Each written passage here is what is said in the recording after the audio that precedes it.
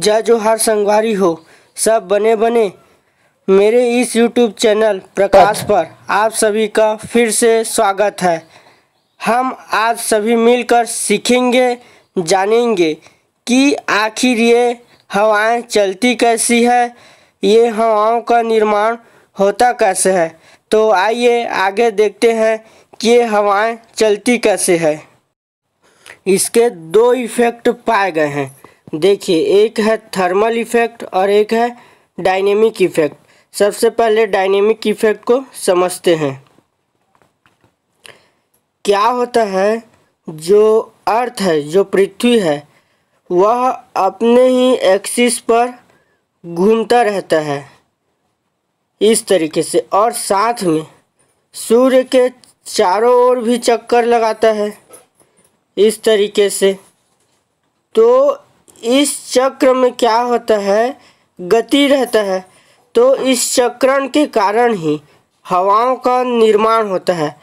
ये जो हवाएं हैं वो एक्चुअली में जो हमारे पृथ्वी पर जो गैसेस पाए जाते हैं, नाइट्रोजन, कार्बन डाइऑक्साइड, ऑक्सीजन, जो बहुत सारे गैस पाए जाते हैं, उन गैस के कणों का ही रूप हवा रहता है। तो इस तरीके से इस डायनेमिक प्रभाव या गति प्रभाव के कारण ही जो गैस रहते हैं, जो पृथ्वी पर गैस है, उनमें उथल पुथल होता है, इनमें उथल पुथल होता है और ये बहने लगती हैं एक जगह से दूसरे जगह, क्योंकि चक्रण हो रहा है। पृथ्वी अपने ही अक्ष पर और सूर्य के चारों ओर चक्रण लगा रहा है, तो इससे हवाओं का निर्माण होता है। सेकेंड देखते हैं थर्मल इफेक्ट। सूर्य से बहुत सारी किरणें आती है पृथ्वी पर, बहुत सारी किरणें हैं, इनकी संख्या, जिनमें से कई किरणें वापस चली जाती है और कई किरणें पृथ्वी पर पहुंच पाती है। जैसे ओजोन परत वगैरह से ये छनते हुए पृथ्वी पर पहुंचती है। तो जो ये किरणें हैं, इनमें से 1 से 2% किरणें ऐसी होती है जो धूल के कणों के रूप में रहती है, या बोल सकते हैं वही हवा के रूप रहता है। इसलिए हवा को एक प्रकार से इनडायरेक्टली सौर किरण के शक्ति के रूप में ही जाना जाता है। जो ये किरणें आती है उनमें से 1 से 2% ही धूल के कणों या हवा के रूप में रहती है। ठीक है, इतना समझ में आ गया। अब होता क्या है कि देखिए, एक साइड ये सूर्य के किरण पड़ रहे हैं, इधर दिन है, तो इधर का एरिया क्या होगा, गर्म होगा, इधर का एरिया अधिक गर्म रहेगा। और इस साइड रात है, इस साइड क्या है, ठंड रहेगा। तो इसी से थर्मल इफेक्ट का प्रभाव पड़ता है। देखते हैं कैसे होता है। इसका समझ में आ गया ना। जेती बार सूरज ओती बार अधिक गर्मी, ओती बार उजाला, और जेती बार सूरज नहीं तेती बार ठंडा, ओती बार रात रहते। ठीक है, अब समझते हैं ये होता कैसे है।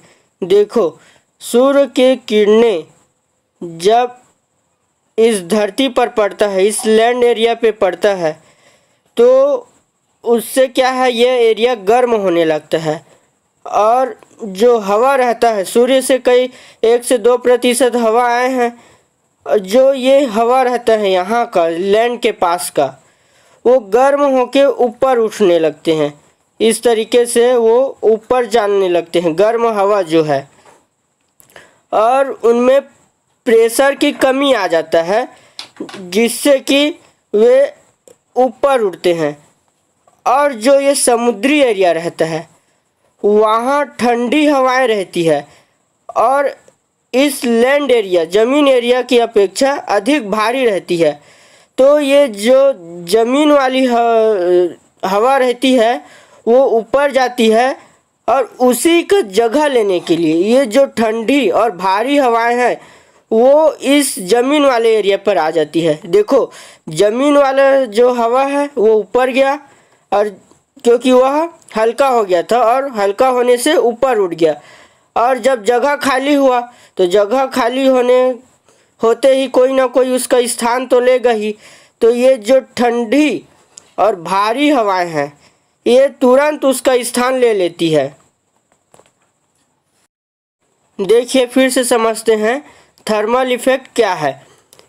जो ज़मीन वाले एरिया पे है डायरेक्ट सनलाइट पड़ रहा है, यहाँ का जो हवा है वह गर्म होगा। गर्म होने से क्या होगा, हल्का हो जाएगा, भाप बन के उड़ने लगेगा, हल्का होगा, ऊपर चले जाएगा, प्रेशर कम पड़ेगा और ये ऊपर जाएगा तो यहाँ का स्थान तो खाली होगा ही। अब इस स्थान को लेने के लिए कोई ना कोई आएगा ही। तो ये जो समुद्र में यहाँ का हवा जो है वह भारी रहता है इस लैंड वाले की अपेक्षा और ठंडी रहता है। तो ये जो है वो ऊपर नहीं उठता, ये क्या है, खाली स्थान देखता है, खाली जगह देखता है कि मैं आखिर कहाँ जाके घुस सकता हूँ। तो ये क्या होता है, ये इधर जगह खाली है भैया तो इधर मैं जाके बढ़ जाता हूँ बोल के, और यह क्रिया क्या होता है, चलते रहता है।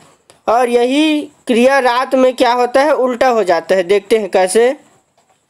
रात में क्या होगा, हमने जानते हैं कि जिस जगह पर अधिक गर्म रहता है वह रात में उतना ही अधिक ठंड पड़ती है। जैसे राजस्थान वगैरह में चले जाए तो दिन में जितना गर्म रहता है रेत, ठंड में उतना ही वह रात में उतना ही वह ठंड हो जाता है। देखिए यहाँ पास क्या होगा, जो समुद्र की हवाएं हैं वह हल्की हो जाएगी, ये जो ज़मीन वाली हवाओं की अपेक्षा ये ऊपर जाएगा। और जो ज़मीन की ठंडी और भारी हवाएं हैं किसकी अपेक्षा, समुद्र की हवाओं की अपेक्षा, तो ये तो ऊपर चला गया। अब यहाँ खाली जगह हो गया तो अब कोई ना कोई तो आएगा ही खाली जगह में स्थान लेने के लिए। तो ये बोलेगा भैया चलो मैं चलता हूँ, ये उधर जाएगा ऊपर, ये इधर से हवाएं इधर आएगा। इस तरीके से ये चक्र चलने लगता है और इसी के चलने से क्या होते हैं, हवाओं का निर्माण होता है, हवाएं चलती है। और यही जब क्रिया तेजी से चलेगा, तेजी से, तो क्या होगा, आंधी आ जाएगी, तेजी से हवाएं तूफान आने लगेगी।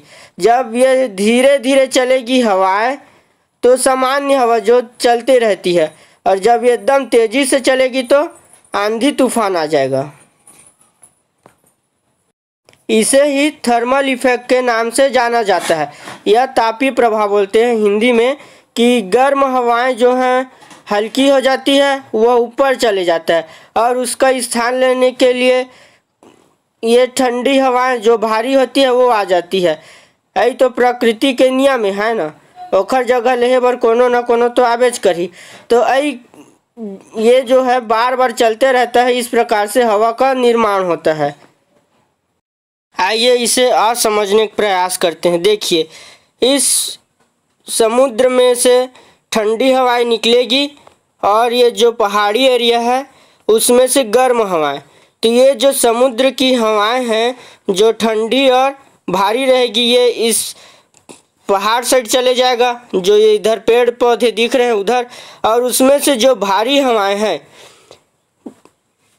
वो इधर इस स्थान पर चलने लगेगी, और जो पेड़ पौधे की हल्की हवाएं हैं वह ऊपर उठने लगेगी। ये क्रिया बार बार चलेगा और इस प्रकार से हवा का निर्माण होगा। वीडियो देखते हैं।